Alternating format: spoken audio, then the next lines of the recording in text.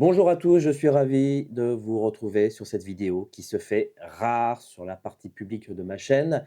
Mais voilà, les événements professionnels et privés font que en ce moment, c'est un peu plus compliqué de suivre un rythme et de sortir des vidéos comme ça à tout va. Aujourd'hui néanmoins, je vais pas mal vous faire plaisir puisque je suis actuellement dans ma chambre d'hôtel à Avignon, dans le centre-ville d'Avignon, où je suis en train de tourner un documentaire fiction avec la Venise 2 de chez Sony, donc cette caméra de cinéma qui est sortie il n'y a pas très longtemps et qui est à disposition chez les loueurs et qui enfin, et je dis enfin et je vais en parler pourquoi, cette caméra se place dans le haut du panier pour tout ce qui est caméra de cinéma. Donc on va voir plusieurs choses. On va parler du dual ISO, voilà, qui est assez intéressant. Est-ce que c'est vraiment un dual ISO? Est-ce qu'on peut vraiment le considérer comme un vrai dual ISO? J'ai fait quelques tests, on va regarder ça ensemble. On va parler aussi des espaces colorimétriques qui vous sont présentés donc généralement dans toute la gamme Sony, que ce soit la Venise 2, la Burano, la FX9, la FX6. Voilà, et ben on va rentrer directement dans le fond du sujet.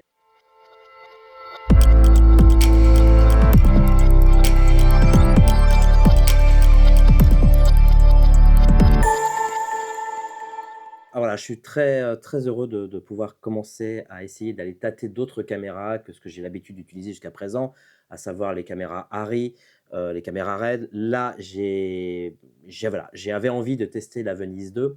Alors pour quand même une qualité qui est assez principale, c'est le dual ISO. Voilà, parce que lorsqu'on monte un zoom de type Cooke Vincent qui ouvre à 3.1 sur une caméra de type full frame, qui est la Venise 2, on est obligé de passer par un extendeur. C'est-à-dire que la couverture du zoom du Cooke Vincent ne peut couvrir qu'une fenêtre Super 35. Et encore, à la base, c'était un objectif qui date donc quand même de 1971, donc il y a plus de 50 ans, qui couvrait le 35 mm. Voilà, donc le Super 35, c'était déjà limite, limite. Et le full frame, bah, c'est encore moins. Donc on est obligé d'avoir un extendeur qui malheureusement vous extend votre image en full frame, non pas gratuitement, mais en vous prenant quand même un diaph au passage. Donc du coup, mon optique qui ouvrait à peu près entre 2.8, 3.1, enfin 3.1 en ouverture absolue et 2.8 en ouverture relative, en fait, va ouvrir presque à 4. Et quand on fait un film qui se tourne majoritairement dans des conditions de basse lumière, j'en ai fait les frais avec la RE 35 et le Cooke Vincent, et ben, ce qui m'a manqué, c'est quand même de la sensibilité. Cette caméra donc présente une dual sensibilité sur une base de 800 3200 ISO, ce qui ne veut pas dire que l'ISO natif est à 800 et 3200 ISO, hein, j'ai déjà fait une vidéo là-dessus il y a quelques années. Donc on est sur une base de 800 et 3002, ce qui permet, lorsqu'on tourne en intérieur nuit, ou même parfois même en intérieur jour, avec avec l'optique qui consomme quand même relativement en termes de sensibilité, ça me permet de travailler directement sur une base 3200. Mais voilà, le truc, c'est que est-ce que cette base de 3200 équivaut en termes de rapport signal-bruit à du 800? Bah, en théorie, oui, puisqu'on est sur un dual ISO. Si on n'était pas sur un dual ISO, il est clair, et j'ai fait le test, je vais vous montrer, que le 3200 va forcément beaucoup plus bruiter que le 800 ISO, puisque sa base, même à 800, en étant à 3200, reste du 800 ISO. Alors, je vous propose ici donc des petits exercices où j'ai testé une image avec des basses lumières, des hautes lumières, de voir à peu près comment réagit le bruit dans ces tests-là. Donc j'ai fait un premier test en base 800 à 800 ISO. J'ai fait un autre test en base 800 en 3200 ISO et un troisième test en base 3200 et 3200 ISO. Voilà, les trois tests ont été exposés exactement de la même façon, c'est-à-dire que j'ai d'abord exposé en 800 ISO et après quand j'ai fait les essais en 3200 ISO, que ce soit sur une base 800 ou une base 3200, j'ai donc utilisé, pour compenser, un filtre neutre de combien de diaphes? 2 diaphes, donc un 0,6 pour faire un diaph 1600 ISO, 2 diaphes 3200 ISO. Donc voilà, et après, eh bien, le meilleur truc, c'est de comparer véritablement les deux. Alors, si par exemple, ici, je vais zoomer dans l'image, donc je vais tomber pile poil dans ce qu'on pourrait être à peu près, on va dire, un gris moyen, hein. Et on voit donc ici sur la base 800, on voit, bon bah voilà, on voit du bruit, ce qui est normal, hein. Une image sans bruit n'existe pas. Et d'ailleurs, elle serait presque inregardable tellement qu'elle serait trop propre. Ici, on est sur une base 3200, donc on s'aperçoit évidemment qu'il y a beaucoup plus de bruit. Donc, pour ceux qui disent oui, moi j'aime bien le bruit parce que ça rappelle un peu le grain film, certes, je ne suis pas tout à fait convaincu, puisque là, on a un bruit qui est plutôt coloré. Donc généralement, le grain film est plutôt monochrome. Donc là, on a un bruit qui est assez coloré avec du rouge, du vert et du bleu, ce qui fait que ça fait plus bruit numérique qu'autre chose. Et là, on a ici l'exercice la base 3200 à 3200 ISO. Donc en fait, l'équivalence qui pourrait être, puisqu'on appelle ça du dual ISO, à une base 800. Et finalement, quand on compare les deux, on s'aperçoit quand même que c'est pas si dual ISO que ça. Hein, donc là, ici, je suis sur la fameuse base 3200 ISO et je vais comparer avec la base 800 ISO. Voilà, donc on voit que c'est la même exposition. Quand on zoome dans l'image et qu'on va regarder un peu ce que ça donne en termes de bruit, bah, on s'aperçoit que bah voilà, il y a quand même une grosse différence. Il y a du bruit. Donc, ce qui veut dire que le dual ISO en soi fonctionne, puisque si on le compare avec du 3200 sur une base 800, c'est-à-dire l'essai qui est au milieu, ici, on voit quand même que bah, c'est quand même un peu moins bruité, d'accord? Mais c'est pas aussi moins bruité que la base 800. Vous voyez, on est ici en 3200, donc on est chargé en bruit. Et puis là, on est sur une base 3200. Donc on voit quand même qu'il y a une différence, mais néanmoins, eh ben, entre les deux bases, ici, c'est pas non plus très clean clean. Donc déjà, ce qu'il faut savoir, si vous utilisez la Venice 2, et d'ailleurs, si vous utilisez les autres caméras Sony, hein, que ce soit la FX9 ou la FX6, vous verrez qu'en fait, le Dual ISO, on va dire que c'est à peu près juste, on va dire, une théorie, puisque en fin de compte, il y a toujours un peu de bruit, mais bien évidemment beaucoup moins que si on n'était pas sur une base si on n'utilisait pas un Dual ISO. Voilà. Donc voilà, mais il faut le savoir, il faut le prendre en compte. Ce qui fait que généralement, quand on l'utilise en basse lumière, si par exemple, alors ici en Venise 2, on monte à 3200 de base au-dessus. Sur certaines autres caméras Sony, on peut monter beaucoup plus haut. Donc là, malheureusement, bon, voilà, on est un peu moins. Je crois que sur d'autres caméras, on peut monter à 5000 ISO sur le dual ISO. Ici, c'est 3002.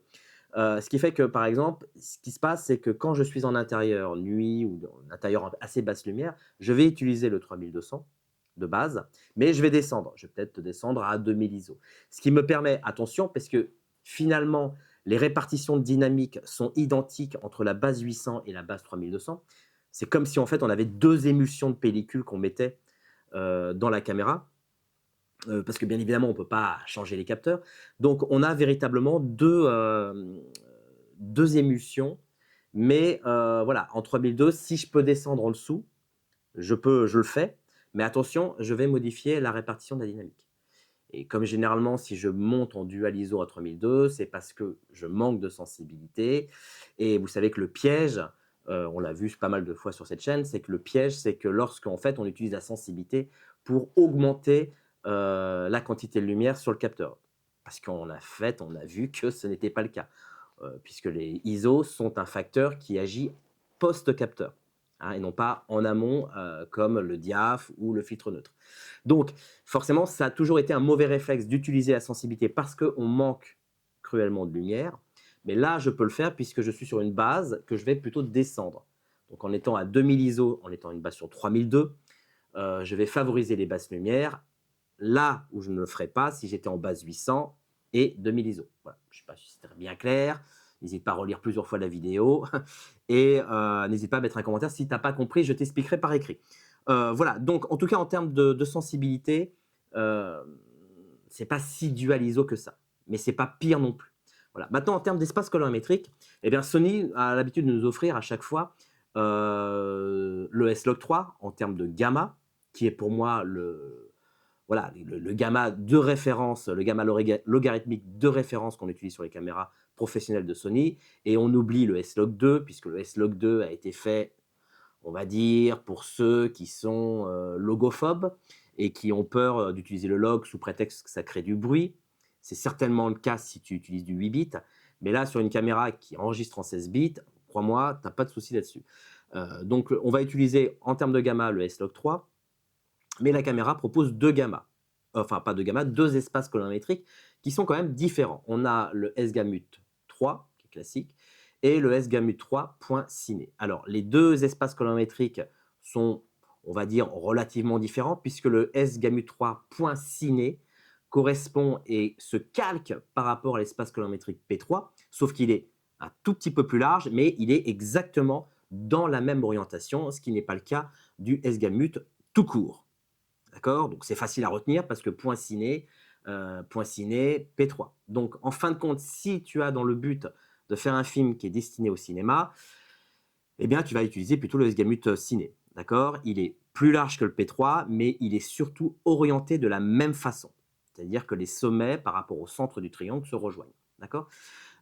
Donc ça, c'est une bonne chose. L'autre, qui est un peu plus large, le S-Gamut tout court, va être plus calqué sur de la vidéo HDR. Donc là où on a envie de faire et produire de la vidéo en HDR ou en SDR, le S-Gamut est beaucoup plus approprié.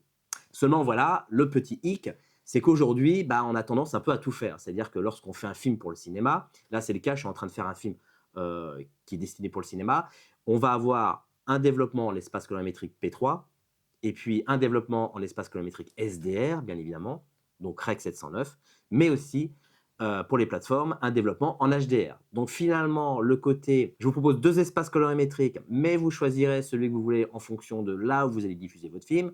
Oui, mais non, puisque finalement, un film aujourd'hui, il se diffuse partout, aussi bien en SDR, en HDR ou en P3. Donc, là où je regrette un peu, c'est qu'il n'y ait pas un espace colorimétrique qui soit, on va dire, global pour les 3 types d'espaces colorimétriques de sortie. Sauf si vous utilisez le format i6. Donc, je vous montre ce que c'est que le format i6. Donc là, ici, on a en fait une image qui est directement développée. Attendez, je vais vous remettre ça correctement. Voilà, qui est directement développée en Rec 709, puisque ici, j'ai développé, je me suis mis en i6cc. Là, j'ai mis No Input Transform parce que finalement, comme les rushs sont assez, on va dire, tagués Sony, c'est-à-dire qu'on n'est pas sur un fichier commun, on n'est pas sur du H264, on n'est pas sur de l'Apple ProRes, on n'est pas sur du DNx HD, sont des codecs qui sont uniformes pour n'importe quelle caméra qui pourrait être. Là, on est quand même sur des codecs qui sont propres à Sony. Donc DaVinci Resolve reconnaît automatiquement que c'est du Sony et il va directement adapter l'i6 Transform qui correspond. Et en sortie, je mets du Rec 709 ici en output transform. Ce qui fait qu'en fait, quand on regarde les rushs, on les voit directement en Rec 709, puisque DaVinci va en toute transparence le développer en Rec 709, mais tous les nodes que vous allez appliquer ici, le travail d'étalonnage, va se faire dans un espace i6. Et en fait, qu'est-ce qu'on voit? On s'aperçoit dans les informations de caméra RAW qui sont juste ici, on s'aperçoit que dans le domaine i6, le système i6 va aller chercher directement dans le fichier RAW, non pas un espace colorimétrique S-Gamut 3 ou S-Gamut 3 Ciné, mais va aller chercher directement de l'i6. Donc là, ça nous correspond plutôt bien parce que l'i6 est un espace colorimétrique qui est, on va dire, très large, qui est le dénominateur commun, qui va nous permettre de finalement pouvoir faire de multiples sorties. Donc là, on va court-circuiter. D'ailleurs, vous n'avez même pas accès puisque vous voyez que c'est en surbrillance. On va directement court-circuiter le choix d'espace colorimétrique. Et l'i6 vous impose finalement d'utiliser un gamma linéaire, 16 bits, et un espace colorimétrique i6. Et donc là, plus de problème de se questionner, à savoir finalement qu'est-ce que je fais? Est-ce que je tourne en i6? Est-ce que je tourne pas en i6? Pardon. Est-ce que j'utilise un espace colorimétrique S-Gamut 3 ou S-Gamut 3 Ciné? Là, en fait, en RAW, et plus particulièrement dans le domaine i6, eh bien, le choix est vite fait puisqu'on va aller directement chercher dans l'euro un espace colorimétrique i6. Voilà. Donc ça, c'est plutôt pratique. Et c'est d'autant plus pratique que l'i6 linéaire correspond finalement dans ce qu'on appelle l'espace colorimétrique i6 2065-1, qui est donc un espace colorimétrique et un gamma avec le linéaire qui permet de faire des échanges avec les effets spéciaux. Donc là, c'est cool parce que là, si je dois envoyer ça aux effets spéciaux, finalement, lorsque je vais utiliser ici l'espace colorimétrique de sortie en No Output Transform, eh bien, j'aurai directement l'image en i6 linéaire. Voilà, ce qui est plutôt pratique. À côté de ça, dans l'utilisation que j'utilise avec cette caméra, franchement, elle est terrible. Je pense réellement que déjà, le dual ISO n'est pas un gadget, est loin d'être un gadget, ce que Harry n'a pas forcément, j'ai l'impression qu'Harry n'a pas compris. Harry s'est positionné dans une philosophie qui dit, vous faites de cinéma, vous avez les moyens, vous avez de la lumière, donc vous n'avez pas besoin de dual ISO. Ça, c'est la politique de chez Arri. C'est pour ça que Arri ne propose pas de dual ISO. Et même si sur l'Arri 35, ils proposent ce qu'ils appellent plutôt non pas un dual ISO, mais un réducteur de bruit, finalement, tu as la même chose en post-prod. Ce n'est pas forcément quelque chose qui est intéressant en soi. Donc peut-être, et je l'espère, la prochaine caméra, la caméra Arri sera en dual ISO, là où par exemple les nouvelles caméras de chez Canon, et j'en en parlerai d'ici un mois ou deux parce que je ferai une vidéo là-dessus sur la C400 et la C80, sont des caméras qui sont déjà passées au triple ISO. C'est-à-dire qu'il y a 3 bases ISO, un peu comme si on avait 3 émulsions différentes de pellicule. Donc ça devient très intéressant et je pense que c'est d'autant plus, non pas parce qu'on a peut-être envie de moins éclairer, quoique c'est le cas de moi, surtout en LED où on n'a pas forcément l'utilité d'utiliser des grosses sources, mais surtout parce qu'on a envie de travailler aujourd'hui beaucoup plus sur un aspect naturel en termes de lumière, mais surtout pour l'utilisation d'optiques assez vintage, qui eux malheureusement vont être obligés d'utiliser un extender, qui ce dernier va prendre pratiquement, en tout cas, plus d'un diaph, un diaph voire plus, pour pouvoir élargir son champ de couverture. Donc voilà. Donc je suis très content du résultat de Sony. Voilà, je trouve que l'image que j'ai pu voir des premiers rushs que j'ai fait me correspond tout à fait. Et je pense que ça sera pour moi une caméra que je vais utiliser de plus en plus en fiction. Voilà. N'hésitez pas à me dire ce que vous en pensez. Si vous avez envie d'en apprendre plus, si vous avez envie de télécharger les luttes et bien plus la MisiBox, tout l'émulateur que j'ai proposé sur MisiFix, n'hésitez pas à vous abonner sur MisiFix. Vous avez ici le petit bouton rejoindre. N'hésitez pas à me rejoindre, ça me fera plaisir. Merci, à bientôt. Ciao.